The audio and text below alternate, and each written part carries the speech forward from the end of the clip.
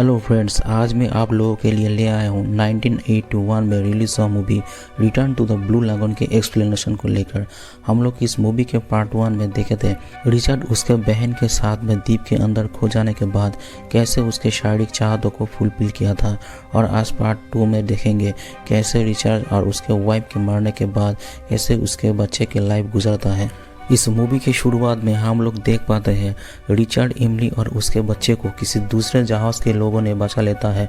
वो लोग देखते हैं रिचर्ड और इमली मर गया है, लेकिन वो दोनों के बच्चे उस फलों को खाने से पहले ही इमली उसको फेंक दिया था, इसलिए वो बच्चा बच गया था। इस बच्चे को जहाज़ में रहता हुआ एक सारा नाम की एक बेवा औरत उठा लेती है। सारा के भी एक बच्चे लड़की थी जिसका नाम था लिली। इसके बाद जहाज़ के कैप्टन और वहाँ पे रहने वाला सब लोग मिलकर रिचर्ड और इमली की लाश को समुद्र में फेंक देता है, लेकिन उसी वक्त जहाज में महामारी बीमारी कॉलेरा फैल जाता है। इस बीमारी से मौत निश्चित था, इसलिए जहाज के कैप्टन डिसाइड करता है सारा और 2 बच्चे को इस बीमारी के हाथ से बचाने के लिए एक लाइफ बोट से समुद्र के अंदर छोड़ देंगे। वो लोगों को इस तरह से छोड़ेंगे, बाद में कोई जहाज आकर उसे बचा लेगा और नहीं तो किसी द्वीप में जाके पहुंच जाएगा। रात में सारा और 2 बच्चों को कैरन के साथ में एक लाइफ बोट से समुद्र में छोड़ देता है। दूसरे दिन सुबह में सारा कैरन के पास से पानी मांगती है, तब कैरन मना कर देता है। दूसरी तरफ 2 बच्चे भूख की वजह से रोने लगता है, लेकिन कैरन उस लोगों को एक भी बूंद पानी नहीं देता और गुस्सा होकर 2 बच्चे को मारने जाता है। तब सारा एक लाठी से मारकर उसे मार देती है और उसके लाश को समुद्र के अंदर फेंक देती है। इसके बाद वो बोट उस द्वीप पे जाकर पहुंचता है जहाँ पे रिचर्ड और इमली उस बच्चे को लेकर पहले रहता था। इस मूवी में रिचर्ड के लड़के का नाम भी रिचर्ड ही रखा हुआ है। द्वीप के अंदर पहुंचने के बाद रिचर्ड उस मॉम को घर के अंदर ढूंढने लगता है, लेकिन उसके मॉम को कहीं पर भी नहीं मिलता और सारा उसे उठा लेती है और बोलती है अब से मैं ही तुम्हारा मॉम हूँ। सारा बहुत ही कष्ट से रिचर्ड और लिली को बड़ा करने लगता है और इस तरह से ही 8 साल गुजर जाता है। रिचर्ड और लिली अब थोड़ा बड़ा हो गया है और वो दोनों पूरे दिन एक साथ में ही खेलता है। एक दिन सारा दोनों को लाइफ के बारे में बहुत सारे बात को बोलती है, कैसे एक लड़का बड़ा होकर एक आदमी बनता है और कैसे एक लड़की बड़े होकर एक औरत बनती है। बड़े होने के साथ साथ दोनों के शरीर में क्या क्या बदलाव होता है, शादी से लेकर बच्चे होने तक सब कुछ सारा उस दोनों को समझाती है। एक दिन एक रात में बहुत ही जोर से तूफान और बारिश होता है और उसके घर के एक साइड टूट जाता है और वो घर के अंदर पानी गिरने लगता है, इसलिए सारा घर के अंदर ठीक से रह नहीं पाती और घर के छत को ठीक करने के लिए जाती है। बारिश में भीगने के कारण सारा बीमार हो जाती है और सडनली एक दिन वो मर जाती है। लिली और रिचर्ड मिलकर सारा की अंतिम संस्कार करता है।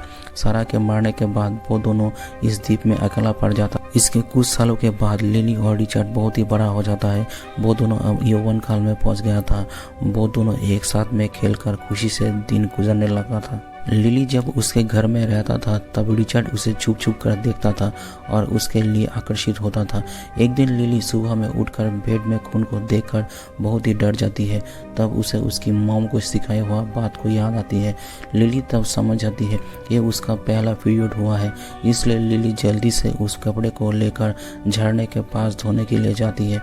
रिचर्ड भी उसके पीछे वहाँ पर आ जाता है और वो उसके बोलता है मैं तुम्हारे बेड पर खून देखा हूँ, तुम्हें क्या हुआ है, तुम ठीक तो हो ना। तब लिली रिचर्ड को सब कुछ समझा कर बोलती है। दूसरे दिन सुबह में लिली रिचर्ड को नींद से उठाने आती है, लेकिन तब रिचर्ड के शरीर में कोई कपड़े नहीं था, इसलिए वो बेडशीट से खुद को ढक लेता है और दूसरी तरफ लिली रिचर्ड के खड़ा हुआ चीज़ों को देख लेती है और वो देखकर वो हंसने लगती है और इसके बारे में उसे कई सारे सवाल करने लगती है। और ये सब सुन के रिचर्ड लिली के ऊपर बहुत ही गुस्सा हो जाता है और लिली तब उसके मूड को ठीक करने के लिए उसकी मॉम के कब्र के सामने जाके बात करने लगती है। रिचर्ड भी उसके पीछे पीछे वहाँ पे चला आता है, लेकिन लिली उसे वहाँ से भगा देती है। इसके बाद रात हो जाता है और रिचर्ड घर में वापस नहीं आते। इसके वजह से लिली को भी बहुत टेंशन होने लगती है। पूरे रात जंगल में रहने के बाद सुबह में रिचर्ड घर में वापस आता है। रिचर्ड को घर में आते देखकर लिली भी बहुत खुश होता है। इसके बाद लिली उसके गलती के लिए माफ़ी मांगती है। इसके बाद वो दोनों एक दूसरे के और भी पास आ जाता है। वो दोनों एक दूसरे को किस करता है और दूसरे दिन उसके मॉम के कब्र के सामने उसके मॉम के सिखाया हुआ तरीका से शादी करता है और वो दोनों एक नया ज़िंदगी शुरू करता है और उसी दिन वो दोनों पहली बार इंटीमेट होता है। और इसे वो दोनों ही बहुत खुश होता है, जिसके लिए वो दोनों उसके लाइफ में और भी ज़्यादा खुश था।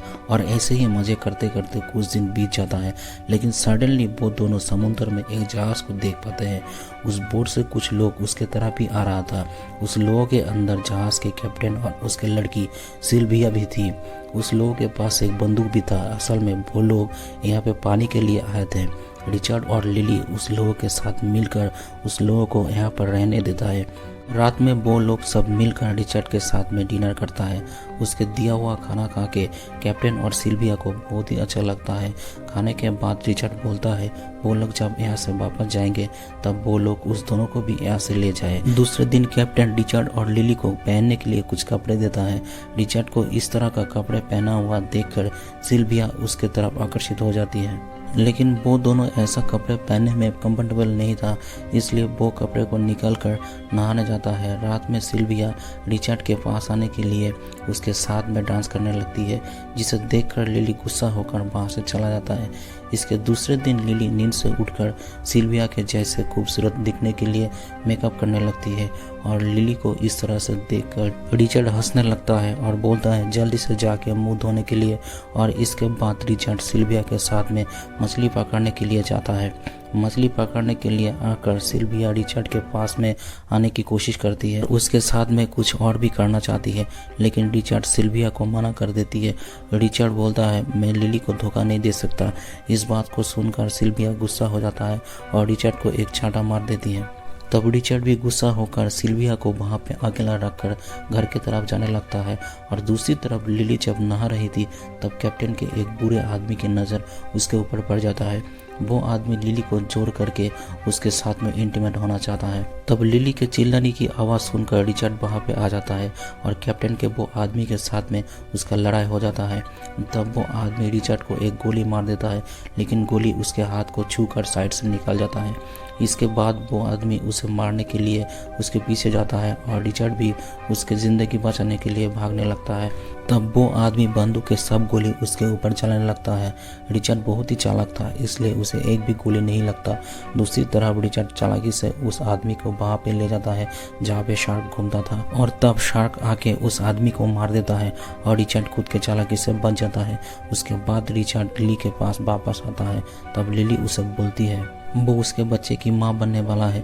इस बात को सुनकर रिचर्ड भी बहुत खुश हो जाता है और उसके बाद वो दोनों ठीक करता है। वो दोनों उस लोगों के साथ में उसके जहाज पे वापस नहीं जाएगा, वो दोनों यहीं पे रह जाएगा। इसलिए कैप्टन और उसके सब लोग जहाज को लेकर वहाँ से चला जाता है।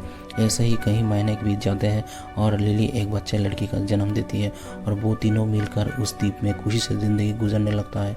और इस मूवी यहीं पे ख़त्म हो जाता है। सो फ्रेंड्स, आप लोगों को इस मूवी का एक्सप्लेनेशन कैसे लगा वो ज़रूर कमेंट में बताना, और अच्छा लगे तो चैनल को ज़रूर सब्सक्राइब करना।